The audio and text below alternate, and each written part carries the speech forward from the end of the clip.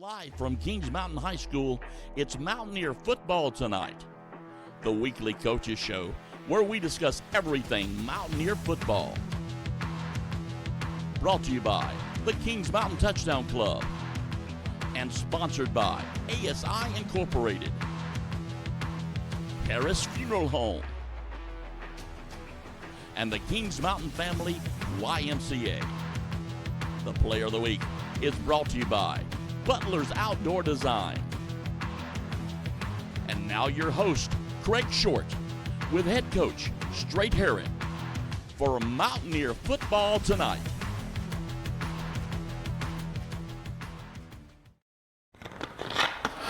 Welcome to Mountaineer Football Tonight, fans, the weekly show. We are here with Coach Herron. We'll welcome him into the show in just a moment. After the break, we'll talk about last week's game against South Point, this week's game here at home against the Hunter Huss Huskies. So stick around after the break, and we'll get right to it. Mountaineer Football Tonight is brought to you by the Kings Mountain Family YMCA,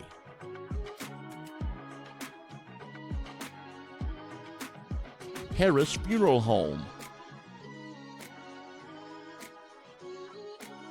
and ASI Incorporated.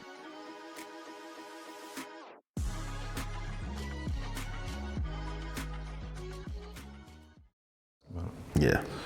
Coach, welcome, like we always do. Good to see you. Let's get right to it. We're going to talk about the South Point game.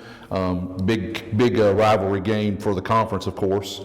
Started out with they gave us they deferred. That actually kind of surprised me a little bit by winning the toss and deferring. I mean, I know their strategy to that, but I know they also love their offense. So I thought they would go. I really thought that opening drive was a pretty good drive for us. Yeah, we were clicking. I mean, it didn't end in points for us, but what I wrote down here is we turned it over on downs at the 6:36 mark, so we almost ate half the quarter. On that first drive, and I think we had 3 first downs. And then went for it on fourth. We were a little bit far out and got them on a no play. Then we get a no play on that first drive. And then we turn right around, they get the ball, and then we recover a fumble. So, I mean, things are going pretty well right off the bat. Did you like how we started? I did, and that's what you got to do to beat those guys. You got to get them to turn the ball over. The games that they lost is because they turned the ball over, and you got to do that. And I thought we did a good job straight off the bat. And, you know, when you watch them from a defensive standpoint, they don't their offense, they haven't pitched the ball a whole lot. They don't like to pitch it. It's be back to quarterback game, and then every now and then they'll throw it in there. And a lot of times when they pitch it, they fumble it. Yeah. Well, they didn't fumble it against us. Of course not. They pitched it a lot, and so that caught us in the second half. They obviously made that adjustment in the second half. But the first half, it was exactly what we expected. And our players' defense got us 2 fumbles, 2 turnovers, and we should have capitalized on them. You had to feel pretty good going into half, only been down 8-0, knowing that we'd even missed a couple of opportunities. Yep. I thought going into it, even coming out in the second half of them getting the ball, I still felt like we were pretty good. Yeah. And then it just kind of snowballed on us. It did. We threw a pass down there early in the game that should have been that usually would be caught by our guys, and you don't want to talk about who it was. It doesn't matter. We didn't catch it. It should have been a touchdown pass, and those are the type of things that we've got to learn how to work through, and that's a part of being young and having a young quarterback is that you got to be able to forget that what we continue to preach is, man, you do your job, and you can't worry, get upset about things that you can't control. Right. And I think a lot of times it lingers with our guys that hey, man, he should have caught that ball, and well, he didn't, so we're going to stand around and talk about it, or we're going to move on, and it took a little bit to get that going and to forget about it, but you hate that we didn't catch it because it would have been a touchdown. Then, of course, we had the ball on the half-yard line, and turn it over in the end zone. And so those kind of things, it kills momentum and it brings you down. It makes you start doubting yourself, or you start doubting your teammates and your coaches and everything else. And with all the noise that our guys hear, there's no doubt that they feel that way. Absolutely. Obviously not the outcome you wanted, not going to dwell on it, but I do want to ask you, Coach, I know that, just working with you these 3 years, I know the type of man you are. I know you took something from it. So what's been your approach this week, and how have you used that game getting ready for the rest of the season and playoffs? Or has it been a wash? Have you moved on? Or? Yeah, I was talking to our guys again today. It's what I was just alluding to, is that we've taken a couple of bad weeks of bad situations, and we're just letting them snowball us into even more bad stuff. We're not coming out of it. I talked to our players today and told them, like, man, this has been a great season. When we were 5-1, we felt good. We were doing good things, and then over the last 2 weeks, it's like all of a sudden it's like throw everything out. Right. Everything stinks. We're all terrible, and let's just hang it up. And to me, that's a trust issue. We've lost the trust of our players, which probably, again, from the noise that they're hearing as a young kid, that's the thing to do. It's their fault, and just don't trust them anymore. Right. Well, what that does is just continue what we've already started that we don't want to start. We want to reverse it, and it's hard to get them back. So. Today we talked about it for a while. I got down on a knee in front of them, and we just kind of talked, and we're trying to win them back over. And and it's really kind of sad that it's that way, because it's like I told them, we haven't changed. Our coaches are still the same guys that were here all summer long doing the same thing we're doing now. Yeah. So. And there's no blame. I don't blame anybody. It's just like I told them, there's people out there that's running around saying, well, you got 9 guys hurt, 6 of them were previous starters, so there's 6 starters that are out of the game that you can't use. You're young, you got all that's excuses. That is what we call BCD, blame, complain, and defend, and I ain't gonna do it. That's not it. We've got guys that are good enough and athletes good enough to go out and play and win ball games if they will do what we ask them to do, and do it the way with some heart and some effort. They could do it. Yeah. And right now we haven't seen that yet, and I hope after this week, after Monday's practice, not so good, Tuesday's practice a little better, today was the best of the week so far, so hopefully we'll come back tomorrow and get everything polished and ready to go and come and play good football again on Friday. Yeah, I think so. And one of the things I've always talked about, and I think I've shared this with you before, I'm definitely no guru and don't know it all, but one of the things I always harp on is, can you respond to adversity? And how will you respond? Because it's coming. Well, that's exactly what I told them. Yeah. So, man, we've been in 2 critical weeks, and we didn't get it done. So what are you going to do now? It's a matter of how you respond. And we did a whole leadership lesson on the R. It's the R is the part. It's responding. How you going to respond? Yes. And yes. We haven't responded real well. Yeah. I thought the first half, the South Point, we responded real well. And then we go out in the second half, and here's what you got. Came out, the defense gave up a touchdown, we threw an interception, we gave up a touchdown, we threw an interception, we gave up a touchdown, we had to punt, we gave up a touchdown, then we went out on plays, turnover on downs. That's your second half. Well, anybody's going to get beat if you do that. Right. So. Yeah. Well, and hopefully, it's taken root, and they know, because like you said, it's how you respond, and in the measure of a man, no matter his age, is what he does when he's down, and how does he step up. That's exactly and on the team aspect, that's what we've got to do, and hopefully the guys will rally. I see you've got things. Do you want to talk about what you took away, or you want to let it go? I was just writing down while I was watching stuff. I don't even know what I wrote, and I didn't bring my glasses. So we're good. But so we've already talked about it, losing trust. We've got to get that trust back, and our guys have got to start believing again. I think our leadership needs to be better. I think some of our older guys need to stand up and quit pointing fingers and get back to work. And then I have no clue. And turnovers. You got to, when you talk, we talk about all this stuff that's outside of it. Really, it's outside of the game of football. The dropping a pass that's in the game. No kid wants to drop a pass. Right. No kid wants to throw an interception. No kid wants to miss a tackle. It's just that's part of the game. But you can't. Turnovers will get you beat. They will. They'll get you beat. They'll beat you anytime, but when you give really good teams extra chances, it'd be the same way a team playing us. If you give a good team extra chances, it hurts you. It's like what I used to say, and I still say it actually, coaching softball, you can't defend walks, or if you supposedly strike a girl out, but she gets an extra pitch and then she ends up having a base hit, anything extra to good players in general hurts. And so eliminating that will help. But it goes back to, I think, what we said, if those things happen, how do you respond? Yeah. Like you said, do you dwell on it, which you can't? You can't. Or you got to move on. Right. And I think part of it, Coach, is what I see, like even in a classroom, a lot of these young people, it's almost like they know it could happen, they know it's coming, but I don't want to say they're completely not able to respond, but it's like they've never really had to. I mean, things come to them so quickly with technology, and there's so much stuff around them. But then there's a whole another aspect to our team that you're talking about, and it is being young. Is they're not having experience. When you got freshman guys out there playing Friday night football. They haven't experienced any of that at the JV, which is what the JVs is all about. It's supposed to get them that experience that they understand. So, it's a different. We're in a different situation than even I've probably been in. I've never had this young of a team before, but again, we're not making excuses. No.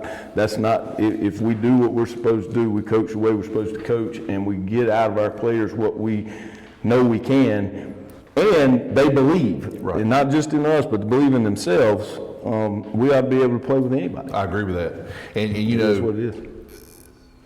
Using youth, or having to use those guys, if you didn't think they couldn't do it, you wouldn't use them. Number one. Number two, I like what you said. You've got guys capable of stepping up. If you didn't think they could, you wouldn't let them. And I can tell you, there have been teams, and you don't know if you've ever experienced it or not, but there have been times that in teams I've coached on, we've had to put guys in before they were ready. Because we had nobody else. Yeah. And, I like what you guys are doing, how you're running things here, and you look at the program. I mean, with the middle school program's good, the JV team has done well. It's just sometimes we're having to press people a little sooner into service, but it's game experience. That's it. So it is. It happens. And we got to make the best of it. We got to figure out how to win, even with those circumstances. Yes, you can. So that's the wrap on the game from Friday night. It's against South Point at Lineberger Stadium. We'll take a break. We'll come back, and we will talk about this week's game versus Hunter Huss. So stick around after the break. Mountaineer Football Tonight is brought to you by the Kings Mountain Family YMCA,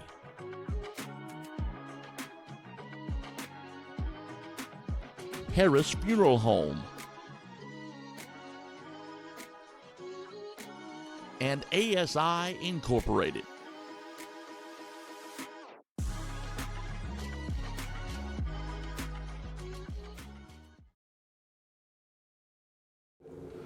Welcome back. Coach, let's talk about Huss. Got them this week coming in. I know I'm going to let you talk about them. I'm just going to tell you what I figure I know about them. I mean, typically they are a very athletic team, usually have decent size, but, they playing them always, when I coached against them and now even as a fan, worries me a lot because they are an athletic team, good enough to give you problems if you're not ready. Yeah, they have the same record we have, the same record in the conference, so it's going to be a huge game. They've got offensively, they've got a quarterback who has a strong arm.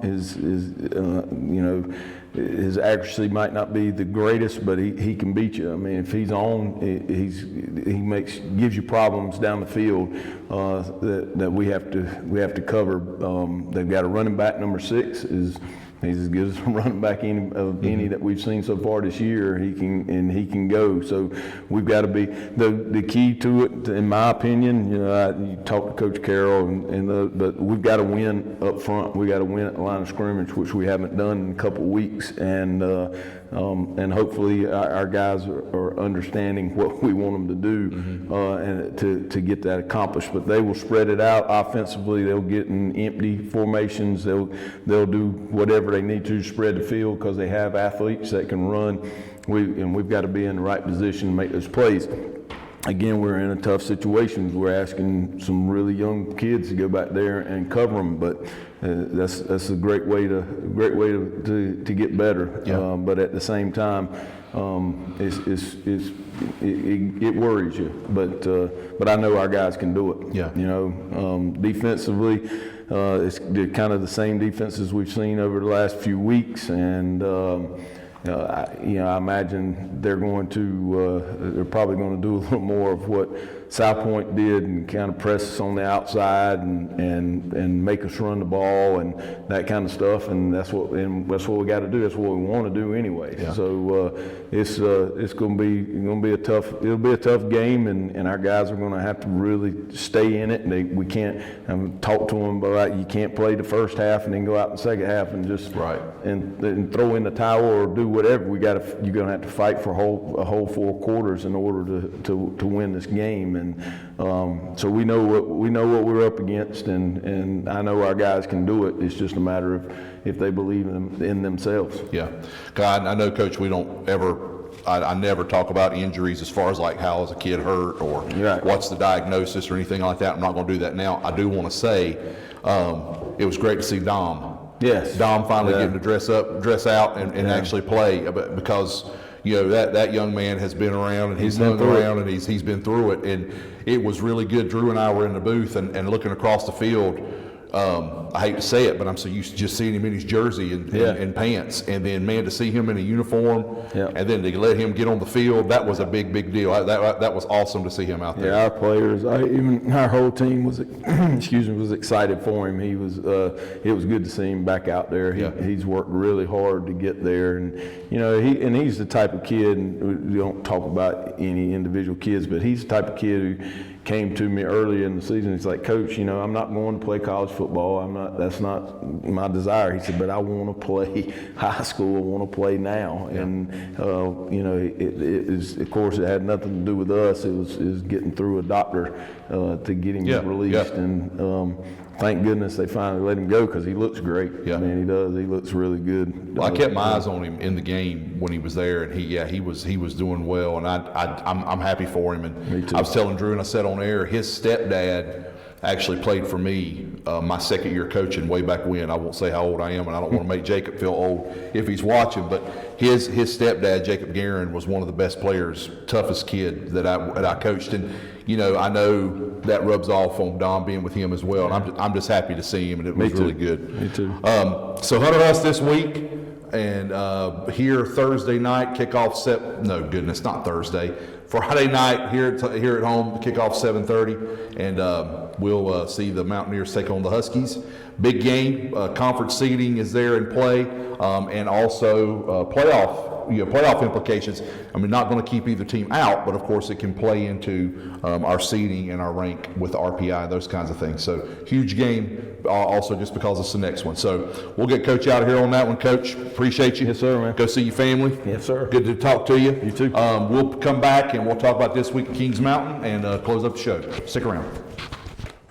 Mountaineer Football Tonight is brought to you by the Kings Mountain Family YMCA,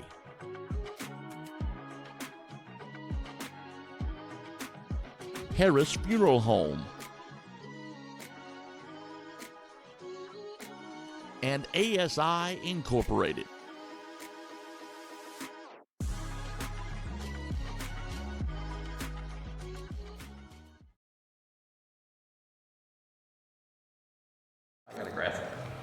Welcome back, fans. Do want to remind you that we have our Player of the Week sponsor, or Players of the Week sponsor for offense, defense, and special teams, the Butler Outdoor Designs Players of the Week. But remember, one of the things we do, we don't give that away on games that we do not win, but we do want to make sure and thank Butler's Outdoor Designs for all they do for us, because they don't just sponsor the Players of the Week, they do a lot more behind the scenes helping with Mountaineer football and Mountaineer athletics in general. This week KM, obviously we're on a Wednesday. By the way, we're on a Wednesday not because we were trying to stay away. We had 2 scheduling conflicts, Monday and Tuesday. Yesterday was the big volleyball game. They wanted to broadcast that. Monday we had a scheduling conflict, so here we are on Wednesday. Some of you will watch this today and then maybe Thursday, Friday. So I'll pick up there because we already know that the volleyball team did win their match yesterday, 3-0 versus Ragsdale. They'll move on. We'll talk about that in a moment. Men's soccer is at South Point tonight at 6 o'clock, so they are playing right now. And women's tennis was in the dual team 4th round. That was to be determined. JV football is away tomorrow night at Huss at 7 p.m. Remember, Gaston County has a no-bag policy. So make sure when you go to Gaston County, if you go to the JV game tomorrow night, do not take a bag with you. Volleyball is in the 3rd round, and we know we've got a graphic for that to show you in just a moment. Varsity football is here Friday night versus the Hunter Huss Huskies. Kickoff is at 7:30. Showtime will be on air at 6:45 per the usual, unless you want to go 6:30. 6:45. 6:45, that's what I thought. Neon is the theme for the night, and then cross country will be in the NCHSAA 6A West Regional at Tryon Equestrian Center up in Tryon, North Carolina. And volleyball might be in the 4th round. So Drew has got a graphic for the volleyball playoff game. They take on Asheville in the 3rd round tomorrow. That game is here at 6 p.m., $13 to get in. And Middle school, at the middle school. Thank you. I'm glad you said that. It is at the middle school because we are having repairs done to our gym, and it will be over at the middle school and taking on Asheville there for the 3rd round. If they win that game, of course, they'll play in the 4th round, which will be Saturday. We should host again if they win this one, and when they win tomorrow. They will host on Saturday, and they'll put that out on social media as to who they play and what time the game will be. It'll be probably midday, I would assume, Saturday. We've got to win this one first. So, ladies, go get them. Let's get another victory tomorrow. Drew, anything else we need to cover as far as? I didn't think so. Big game this week against Hunter Huss. We'll make sure you're here and supporting us. If not, you can watch us on YouTube. If you can't be here, remember to subscribe and like the channel for the YouTube channel. That the more likes, the more subscriptions we get, the better it is for our broadcast. Speaking of that, like I say every week, this broadcast and all that we do is made possible by the Touchdown Club. KMTouchdownClub.com is where you need to be to join if you are not already there, because remember, the KM Touchdown Club does everything. It takes care of everything Mountaineer. They support academics, athletics, and beyond. So please join and give your time and effort to the KM Touchdown Club if you are not already a member. I want to say thanks to the fans who are being with us. I know there have been several that have asked about the show. We appreciate you and want to know about when we're doing it and watching each week. That makes it big for us, and we appreciate you very much. And just be patient. Remember about what our team is doing and what our team is made of and how hard they're working. Just be patient and let the process work. We've got a lot of good things ahead for KM football and beyond. Pray for those players who are injured. Pray for our coaches. Pray for our players in general. Pray for our school. And as I tell you each week, love those people that are around you. Give them a big hug. Tell them you love them. And thank the Lord for them each day and for the many blessings you have. For Drew, my main man behind the computer, who makes all this happen, Coach Short, Craig Short here, we'll thank you for watching. Have a wonderful week, the rest of the week. See you tomorrow at the JV game and Friday here versus Varsity. Be blessed. Mountaineer Football Tonight was brought to you by the Kings Mountain Touchdown Club and sponsored by ASI Incorporated, Harris Funeral Home, and the Kings Mountain Family YMCA. The Player of the Week, brought to you by Butler's Outdoor Design. This has been a presentation of KMHS Sports.